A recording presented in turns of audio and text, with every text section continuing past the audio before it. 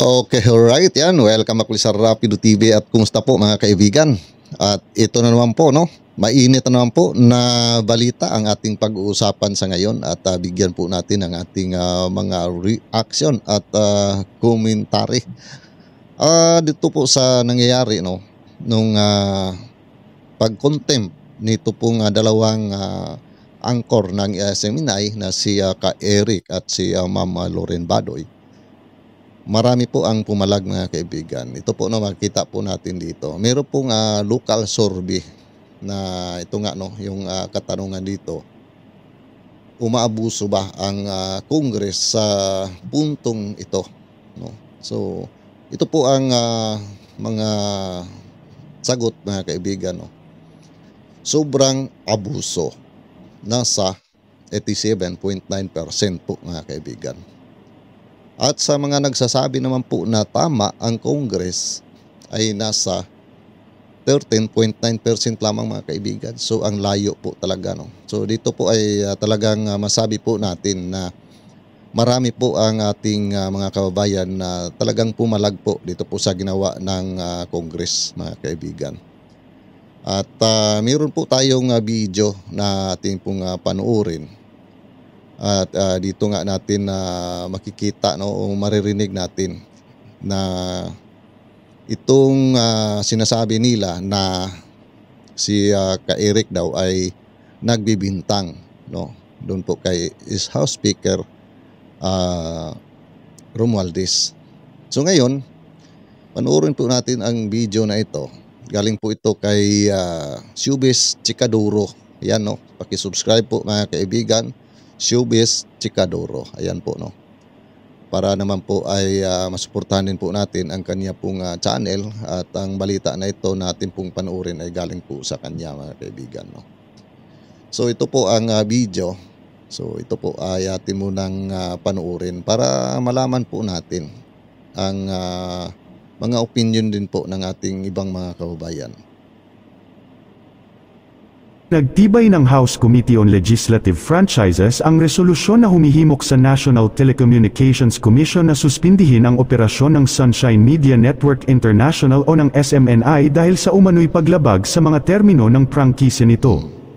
Binanggit ang Section 4 ng RA 1140-22, sinabi ni House Assistant Majority Leader at PBA Party List Representative Margarita Nograles bilang isang media entity, ang SMNI ay may responsibilidad sa publiko na huwag gamitin ang istasyon o pasilidad nito para sa pagpapakalat ng sadyang maling impormasyon o mali.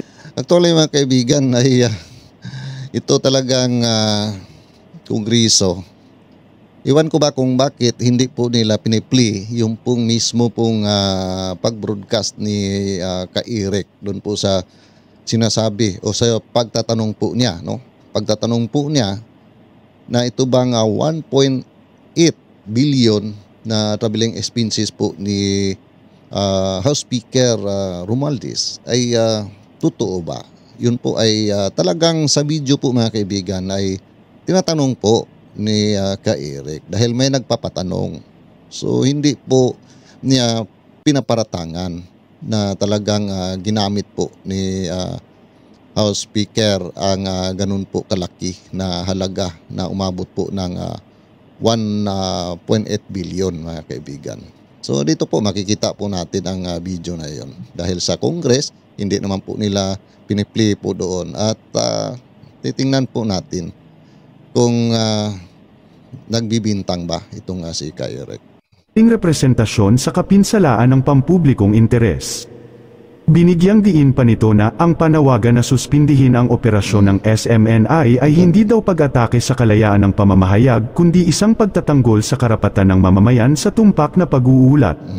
Bilang mga kinatawan ng taong bayan, tayong mga kongresista ay may pananagutan na siguruhin na ang mga tao ay mapoprotektahan mula sa mga maling impormasyon, hindi ito pag-atake sa kalayaan ng pamamahayag. Pagprotekta kaya ng taong bayan o meron kayong pinoprotektahan dyan sa loob ng Kongreso? Sa halip, ipinagtatanggol natin ang karapatan ng mga tao na magkaroon ng tumpak at totoong pag-uulat upang makabuo sila ng tapat na opinyon at sa gayon ay makapag-ambag ng positibo sa lipunan, aniya ni Nograles. Kung totoo ang sinasabi ng mambabatas na ito na pinoprotektahan lamang niya ang mamamayan sa fake news, bakit mas nanalo sa survey na ang pagtingin ng publiko rito ay isang pang-aabuso mula sa bulok na institusyon o kamara? Ang tanong kasi sa lokal na survey na ito ay kung umabuso ba ang Congress sa puntong ito. Ang sobrang abuso ay nakakuha ng 87%, habang 13% naman ang tama lang ang ginawa ng mga mambabatas. Kaya naman ang tanong, mamamayan ba o si Mr. Speaker ang pinoprotektahan nyo kung fake news na ang pagtatanong ngayon? Di ba mas malala ang naging pahayag kamailan ng Pangulo ukol sa MSU bombings dahil sinabi niyang foreign terrorist ang may gawa, samantalang sabi ng AFP ay mga lokal na terorista lamang. Dapat siguro imbestigahan din ito ng Congress dahil di ba lahat ng pondo ng CIF ng maraming ahensya ay inilipat sa AFP at mayroon ding CIF ang Pangulo? Bakit hindi nagamit ng tama? Ayon nga sa komento ni Coco Locoy ukol dito ay, galit kay Ka-Eric kasi hindi nag-verify bago magtanong, pero okay lang ang statement ng Pangulo na foreign terrorist na iba sa AFP. Akala ko legislative ang House of Representatives of the Philippines, minsan umaasta na executive sa foreign policy at gawain, kanina naman sa hearing nagpaka-judiciary. Ang di umano'y kasigaan ng HOR ay binigyan naman ng comment reaction ng well-known influencer na si Coco Locoy. Panuurin ang full video para sa iba pang detalye na magsisimula naman pagkatapos ng maiksing intro. Shubes Chikaduro. Ayan mga kaibigan, paki-support po. Shubes Chikaduro. So dito po mga kaibigan, ipi-play po ni Idol ang video mismo ni Ka-Eric nung nagtanong po siya. Maliwanag po na ito'y kangaroo court. Paglabag sa konstitusyon at saligang batas, I can be interviewed, brother. Hindi po kayo korte. Hayaan mo po magsalita. Karapatan po ng mamamayan ang ipinagtatanggol dito. Ang konstitusyon ay bahagi ng batas. Pinakamataas na batas ng ating bansa. I will be detained for life, so be it. I will stand for my right. Otherwise, I will lose my right and the people's rights. Tama. Na-hold in contempt nga si Ka-Eric at si Doc Lorraine Badoy habang pinapakinggan sa congressional hearing ang tungkol sa pagtatanong nila sa travel expenses ni Martin Romualdez. Speaker Martin Romualdez, 1.8 billion ang travel cost niya. Naku. 1.8 billion pesos. For how long? For almost 1 year lang. For the entire cost. For the entire cost. Sa kanya lang. Sa kanya lang? Kaya nagtatanong itong ating source from Congress.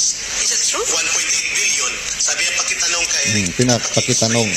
At pakitanong kay Secretary Billy Camisina.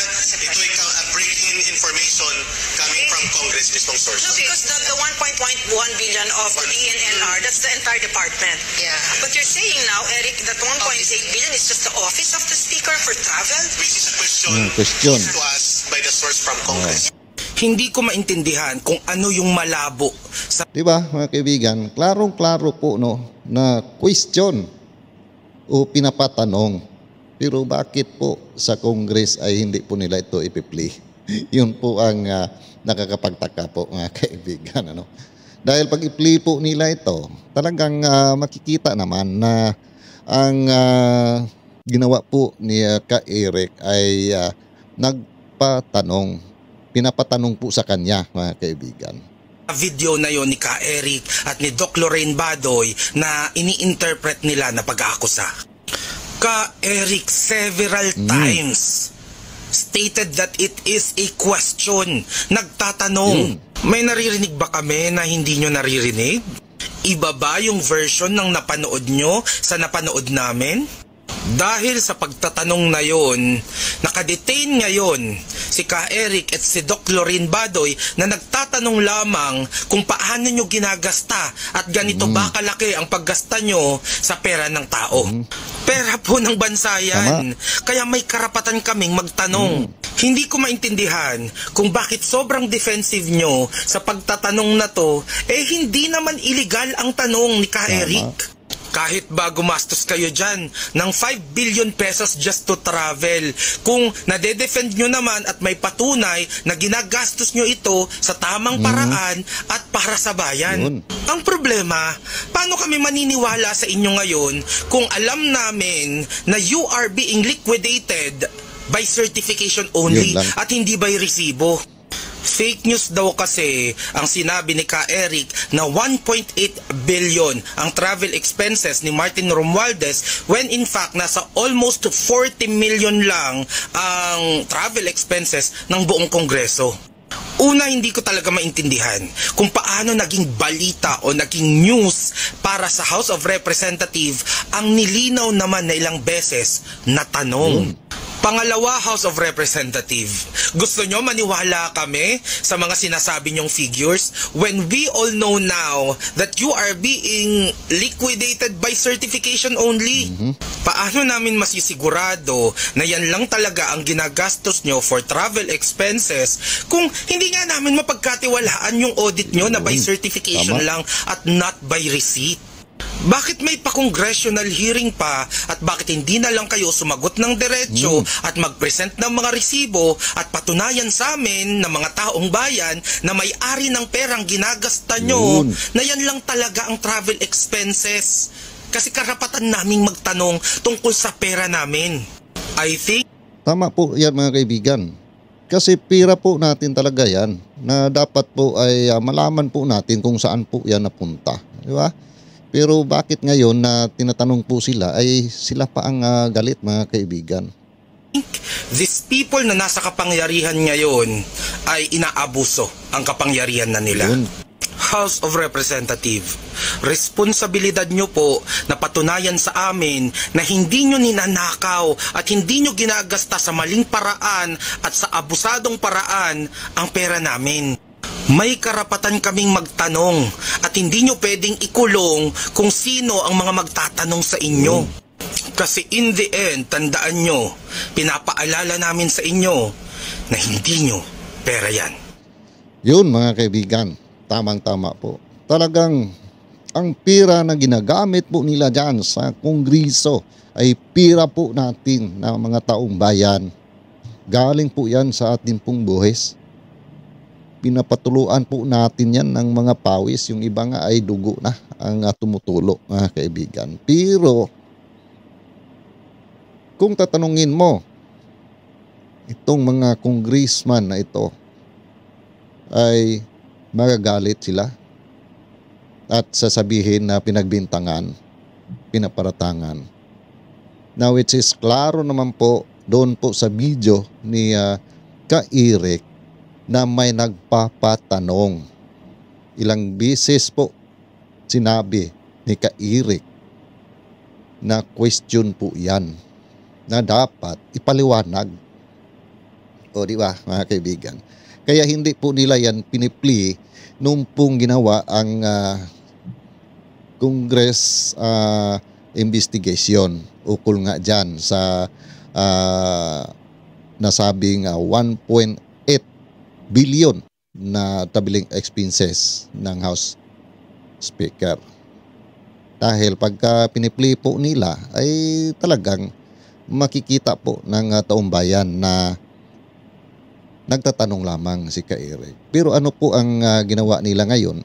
Ayan, na cite in contempt po si Ka Eric, pati po si Mama Loren Badoy, mga kaibigan. Dahil daw ay sa kay Ka Eric, dahil hindi po sinasabi kung sino po ang kanyang source, mga kaibigan.